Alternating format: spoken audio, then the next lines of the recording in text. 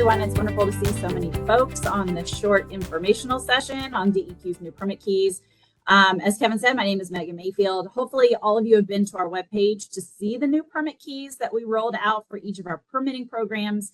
So this webinar is really going to walk everyone through how to navigate these flow charts, how to follow the paths, how to access links and find information on a particular decision point in a program. So as such, I just wanted to put out a word of advice that the webinar will not be technical in nature. We won't be going through each of the permits to determine what material goes into an application or what is considered a complete application. That's going to come in phase 2 of this process, which is coming. We just aren't there yet. However, this webinar is going to go through the steps using the permit keys for the determination for any given project. Do I need a permit for this activity?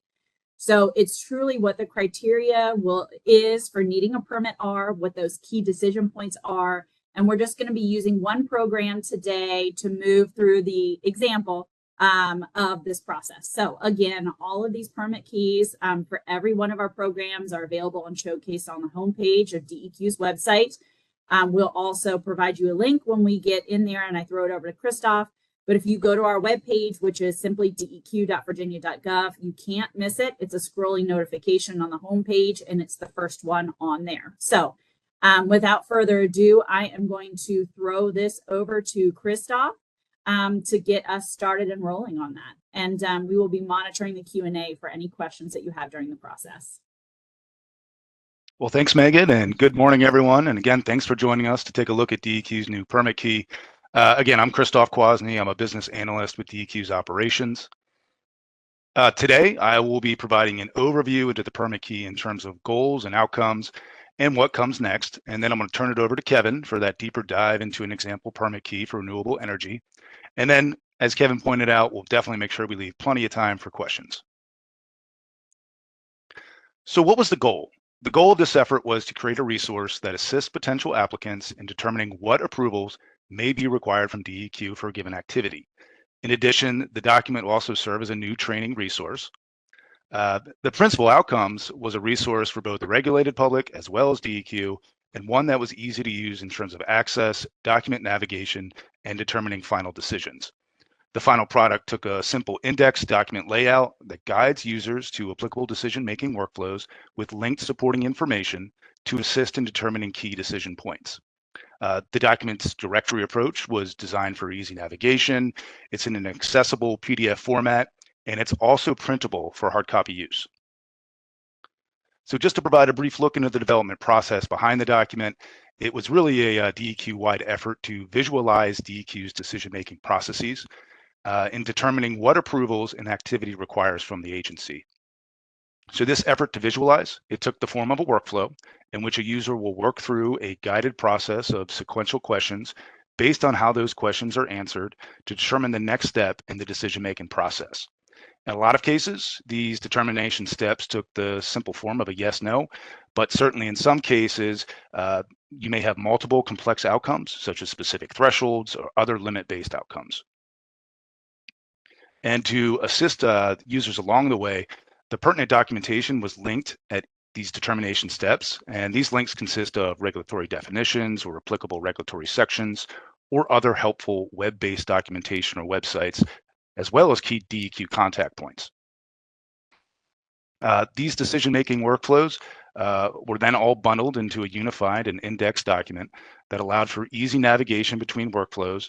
It has page links to link you back to that main directory, links to supporting general information, both within the document, such as a glossary of terms, and as well as a link to DEQ's Office of Permitting Assistance, where you can get overall permit help. Finally, I'll point out that the document is very much a living one that will routinely be updated and improved upon. So I've included my email here. So if anyone on this webinar wishes to reach out with any direct questions or suggestions for improvement, it's very much welcome. So next, I'm going to transition to an overall demonstration of the permit key. So first, let me guide you how to get there, just in case you want to follow along. So what we're taking a look at here is DEQ's homepage. Go ahead and click this permit links at the top. Scroll down a little bit, and you'll see this new permit key link. So if you click that, it's going to open up that document. And again, what it is it is a PDF, and I'll just kind of highlight this main directory approach. So in the upper right-hand corner is the directory. This is kind of the heart of navigating the document. So if you have a project, you kind of go through this question answer of, for instance, will my project release any air pollution into the ambient air? If the answer is yes, click air. It's going to take you to that air workflow. Likewise, if you're going to generate sewage, you're going to click VIPD's sewage, and it's going to take you to that workflow. Other things to point out on this page is we do have a legend just to help you understand what the various shape uses throughout the document.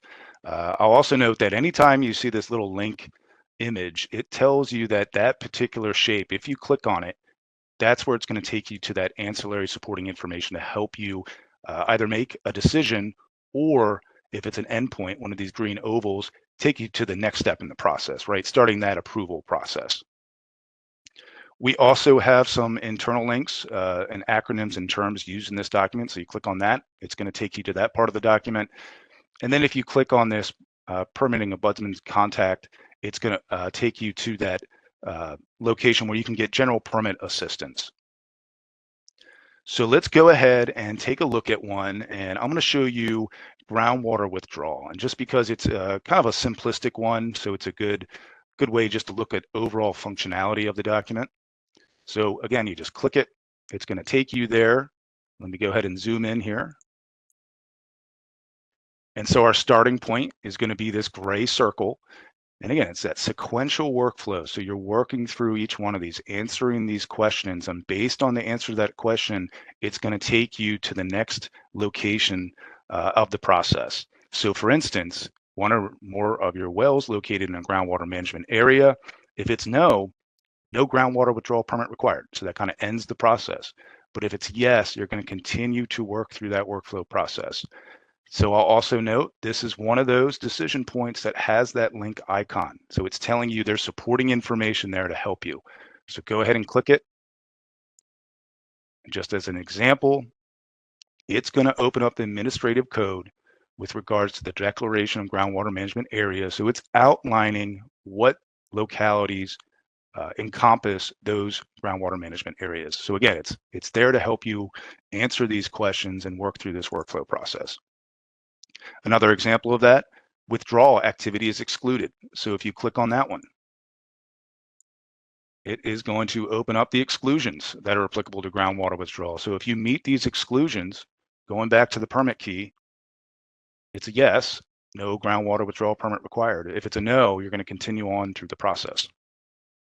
A lot of the endpoints, which again are these kind of green ovals, have links as well, and that's to help you on the next step of the process. So now that you've determined that you may need an approval from DEQ, click these links and it's going to take you to an applicable location to get help from DEQ in terms of the next step in the process.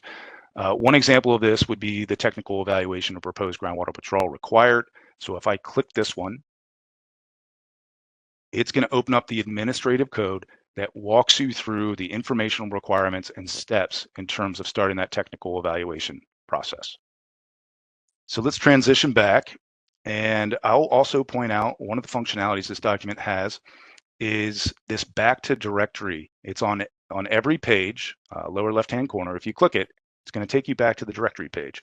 So again, it's just to help you navigate quickly between the document. Let's zoom back in. So I'm just going to quickly take a look at another one. This one's going to be a little bit more complex, and there's some additional stuff that we can look at in terms of complexity.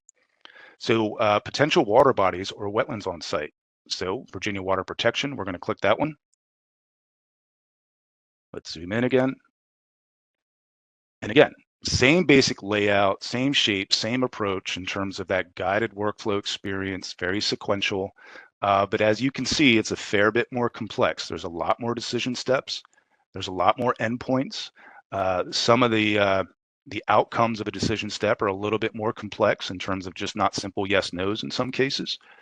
But it's still the same approach. And there's a lot of supporting information that's been embedded in here.